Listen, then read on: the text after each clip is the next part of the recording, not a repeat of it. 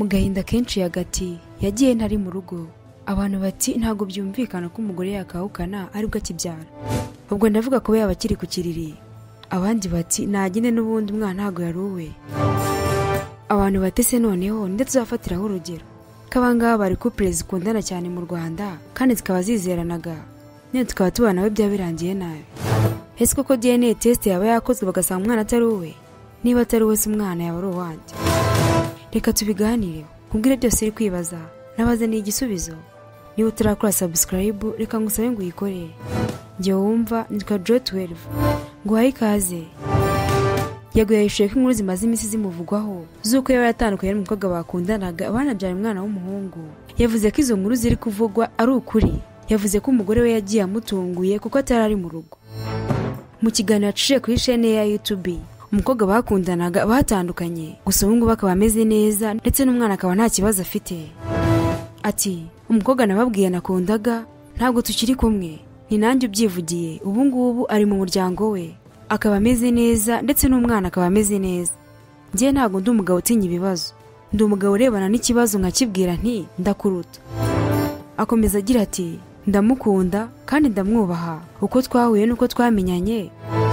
Hari umuntu ejo wanyohereje uburwayi ababyeyi bagira bakimara kubyara bwerekeranye n'ihungabana, gusa ibyo reka ndeke kubivugaho byinshi. Yakomeje avuga ko atigeze akubita umugore we teta cyangwa se ngo abe yamutoteza cyangwa abe yamwirukana, ahubwo uyu mukobwa yifasha akamusezeraho mu buryo butunguranye. Njyewe najyaga numva abahanzi baririmba izi nkuru simbashe kubyakira neza, nanjye ibintu maze iminsi ncamo ni inkuru zikakaye. Hanyuma umuntu wanjye agenda gutyo, ariko njyewe icyubahiro umugomba kizagumaho. Yagavuga ko yakomekejwe n'ibyamubayeho ariko akaba yikomeza bya kigabo nubwo bitoroshye.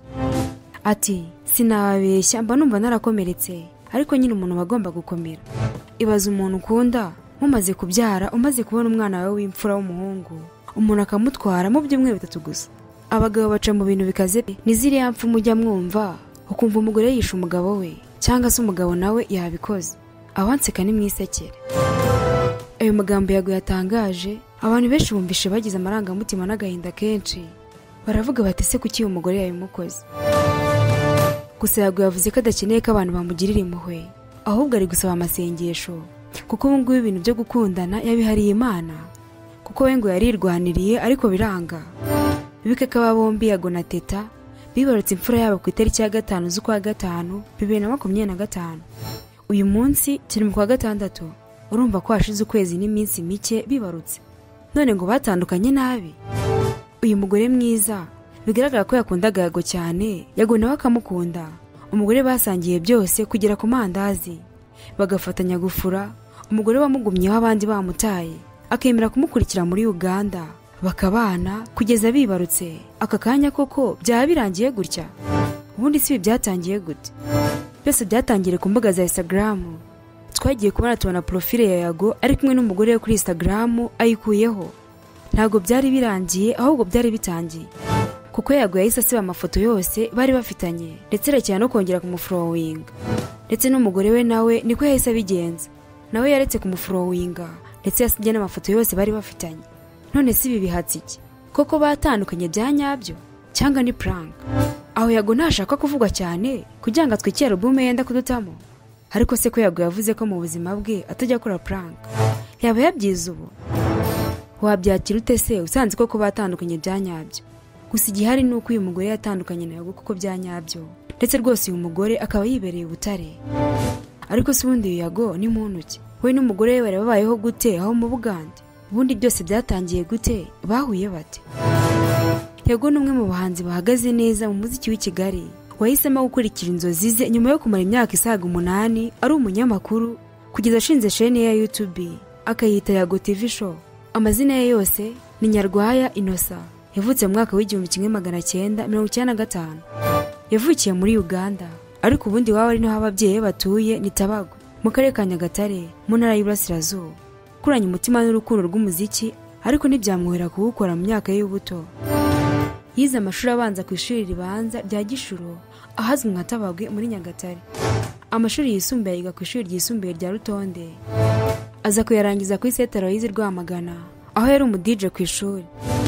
Muri 2015 akirangiza amashuri yisumbuye yinjiye mu itangazamakuru, akora kuri Good Rich TV, aza kuhava ajya kuri TV10, ari naho yamenyekaniye cyane nk'umwe mu banyamakuru b'abahanga.